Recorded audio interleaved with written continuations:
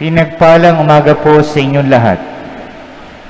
In the first reading, we are invited to allow God's Word to work in us. In the Gospel today, we are being reminded about hypocrisy. Hypocrisy is something that we do not like or we dislike in real life. Ayaw natin ng mga taong nagbabalat kayo, mapagkunyari, at sa common term, mga plastic o orokan. We dislike this kind of people because they are not real. Hindi sila totoo. At kinaiinisan natin yung mga taong hindi totoo kasi kapag hindi nila tayo kaharap, iba naman marahil ang sinasabi nila tungkol sa atin. Naiinis tayo sa mga tao na kapag kaharap natin, patapik-tapik pa, pabeso-beso pa, binibigyan ka pa ng regalo, pero pag talikod mo, iba pala ang sinasabi o iba naman ang pakikitungo na ipinapakita sa atin dahil hindi natin sila kaharap.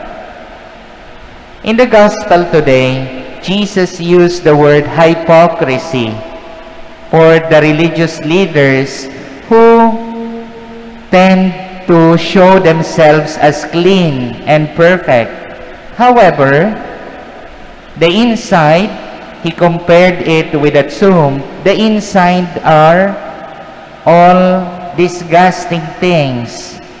Ibig sabihin, nabubulok.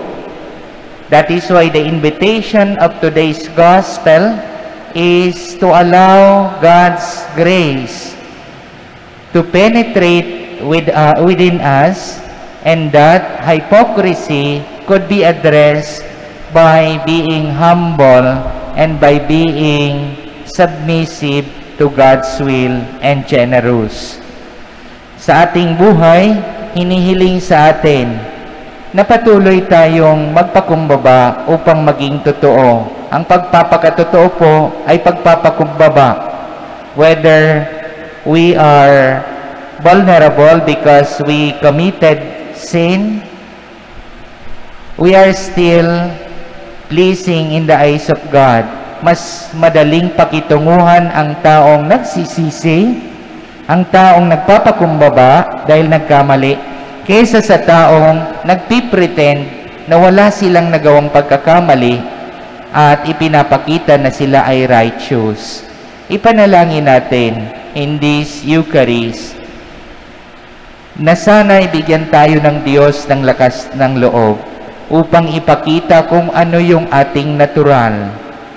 The word hypocrite means actors. Ginagamit ito doon sa mga stage plays, sa mga unang panahon. Nagsusuot sila ng maskara at ang tawag sa kanila ay hypocrite. Nagpapakita ng mga iba-ibang klaseng mukha. Ang mukhang ito, depende sa knowing nila doon sa maskara. Kasi hindi pa naman tulad ngayon, pwede mong i-make up na lang kung anong klaseng mukha ang gustong makita. Noon, gumagamit ng maskara.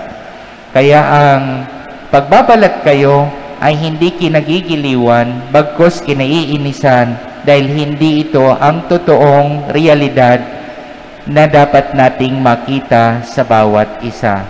Hilingin natin sa Diyos ang lakas at biyaya mula sa Kanya.